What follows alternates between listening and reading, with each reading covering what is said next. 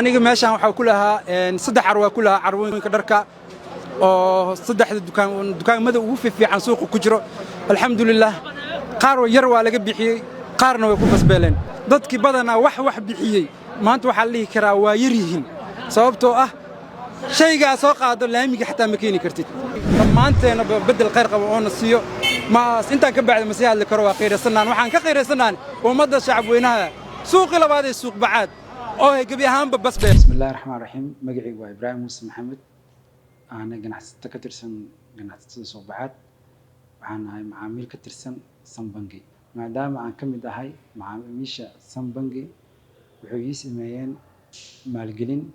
maalgelintaas oo ganacsigayga ku kubcay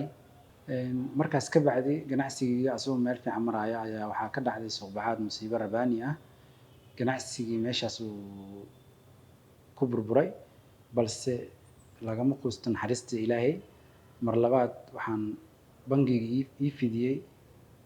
maalgelin labaad maalgelintaas oo ah in mar kale dib u yagleelo shaqadeyda bangi ahaan waxaan aaminsanahay in maalgelintu aysan ahayn magac kaliya balse ay tahay mas'uuliyad bulsho markaan aragno ganacsatada dadaal badan oo hufan waajib ay nagu tahay bangi ahaan inaan ka rab istaagno xilliyada adag musiibadu waa wax rabaaniya oo dhici kara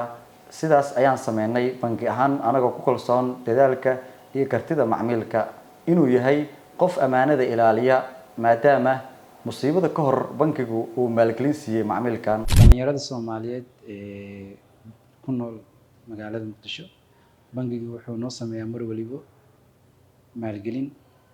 maalgelintaas waxaa ku fiican in qof waliba oo ka soo baxo kaalintiisa si amaanada loo dhiibtay ee loogu maalgeliyay ee ka soo baxaan bangigina ay u maadaan markasto si wax u siiyo qofku markii la aamino oo wax la siiyo marka kale oo wax keeno mar waliba waa la aaminaa laakiin qofka haddii hal mar wax la siiyo oo markiiba la jiifto markaas ay waxa waaye sumcad daro iyo sharaf daro ku tahay bangiyada waxay noo ogol yihiin maalgelin dhaqaale fursadayna siiyeen fursadaasina waa inaan ka faa'iideysanaa waxaan ugu faa'iideysan karnaa in maalgelinta la siiyay si sax ah oo wanaagsan aan ugu soo baxno Sambangi mahad celin gaar ah ay ugu leeyihiin maadaama dad dhalinyaro ah oo meesha caab firfircoon ee noo imaadeen bangiga si sax ah noogu fureen haddana noo imaadeen haddana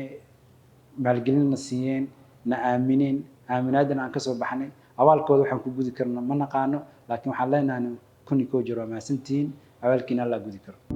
Sombank Bank for